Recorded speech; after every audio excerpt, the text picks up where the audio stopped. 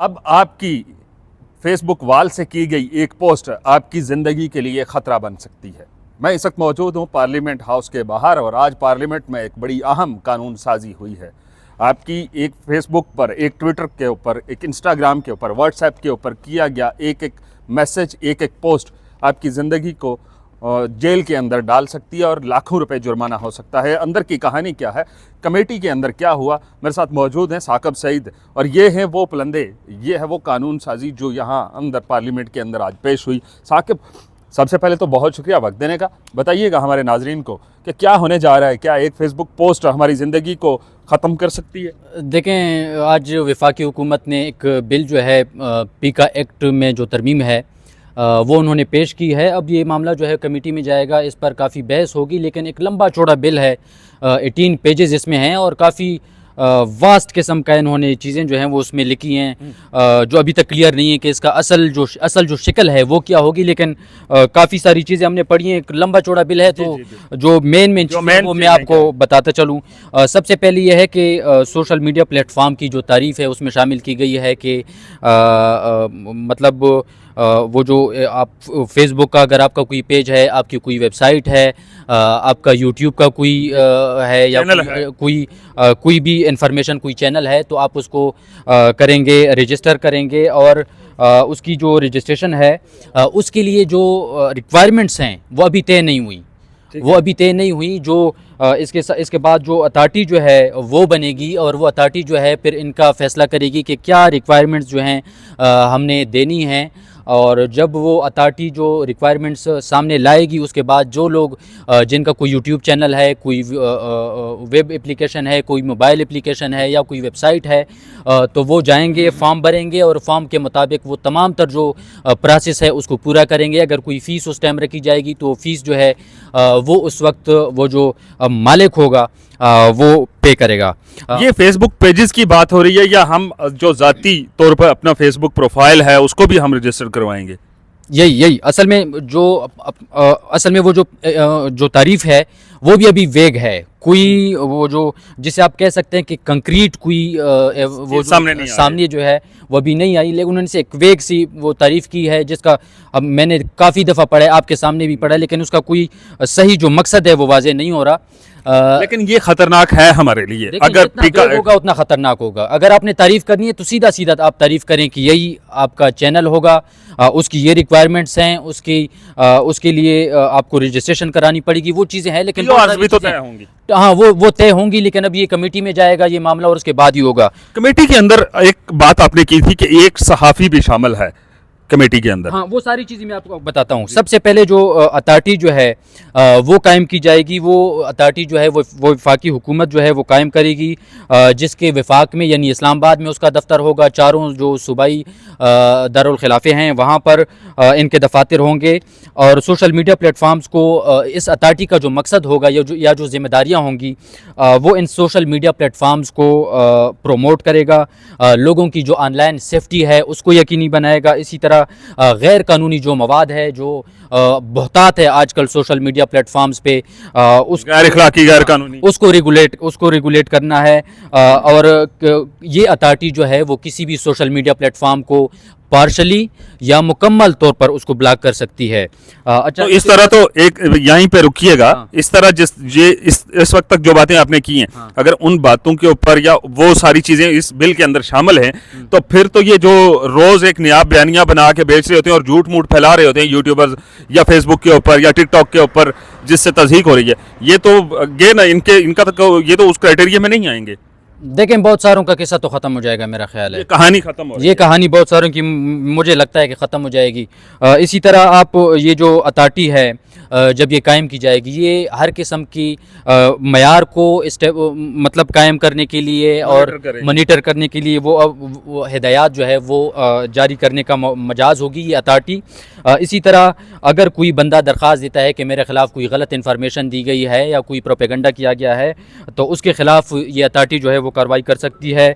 30 दिन के अंदर गैर कानूनी मवाद जो है वो हटाया जा सकता है। इसी तरह उसके बाद 30 दिन का इजाफ़ा जो है वो अगर किसी चीज़ को अगर किसी पेज को वो ब्लॉक करेंगे तो उसको उसमें इजाफा किया जा सकता है। अगर आपका पेज 30 दिन तक ब्लॉक किया जाए तो उसमें इजाफा भी किया जा सकता है, मतलब 2 महीने तक आपका पेज जो है या कोई चैनल जो है उसको ब्लॉक किया जा सकता है, ब्लॉक किया जा सकता है।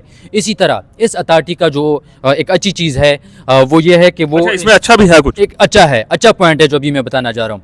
जिन लोगों के चैनल्स होंगे या कंटेंट क्रिएटर्स होंगे, उनकी कैपेसिटी बिल्डिंग और ट्रेनिंग जो है, जो एंटरप्रेन्योर्स हैं, रेलेवेंट ट्रेनिंग जो है वो भी इस अथॉरिटी की जिम्मेदारी होगी, जो अब नहीं हो रही। मेरा ख्याल है ये एक अच्छी चीज़ है। ये अच्छी चीज़ है और इसमें अखलाकी तौर पर भी उनकी ट्रेनिंग होगी डेफिनेटली। यही असल में उनको पता चलेगा कि यार पता अब भी है लेकिन उस पर अमल नहीं करेंगे। जब ये सिस्टम व्यूज नहीं आते ना साकिब भाई, व्यूज़ नहीं आते, असल मसला यही है।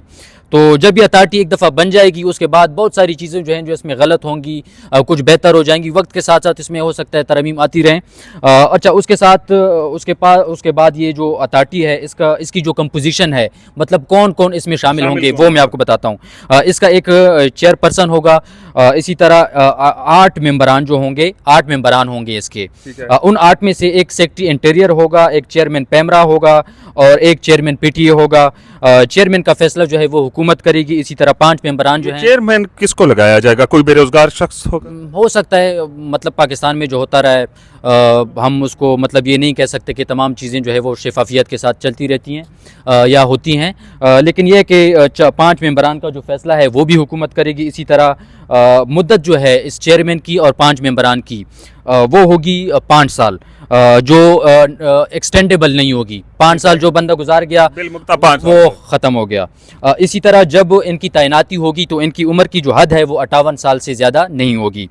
इसी तरह जो मेंबरान होंगे उसके जो कंपोजिशन है अथॉरिटी के, उसमें एक सहाफ़ी जो है वो शामिल होगा जिसका 10 साल तजर्बा जो है वो लाजमी है। इसी तरह एक सॉफ्टवेयर इंजीनियर जो है उसका भी 10 साल तजर्बा जो है वो लाजमी है। एक वकील होगा जिसका एडवोकेट होगा जिसका तजर्बा जो है वो 10 साल होगा। इसी तरह सोशल मीडिया प्रोफेशनल जो है वो भी इस अथॉरिटी के मेंबरान में शामिल होगा, उसका भी तजर्बा 10 साल होना चाहिए। इसी तरह एक IT एंटरप्रेन्योर जो है वो भी इस कमेटी में शामिल होगा, उसका तजर्बा जो है वो 10 साल जो है वो मुकर्रर किया गया है। इसी तरह अगर आप इस चेयरमैन को रिमूव करना चाहती है वफाकी हुकूमत, अगर चेयरमैन की जो कारकर्दगी है उससे मुतमईन नहीं है तो वफाकी हुकूमत जो है वो उसको हटा सकती है। इसी तरह चेयरमैन और मेंबरान जो हैं वो कोई कारोबार नहीं कर सकेंगे और वफाकी हुकूमत जो है इस अथॉरिटी को फंड करेगी। इसी तरह एक कंप्लेंट अथॉरिटी जो है वो भी इस बिल के तहत कायम की जाएगी।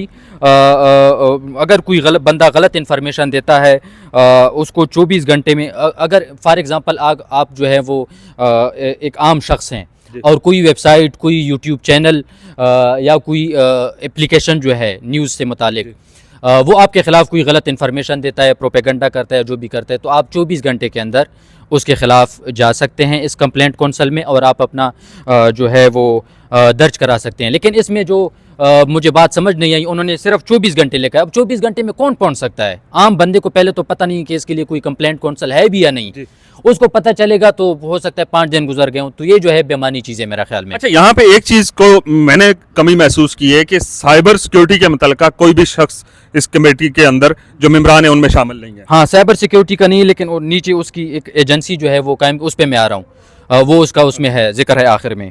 इसी तरह एक कंप्लेंट कौंसल जो है वो जो है वो कायम की जाएगी और इसका जो क़याम जो है उसकी जो मजाज है वो भी वफाकी हुकूमत है।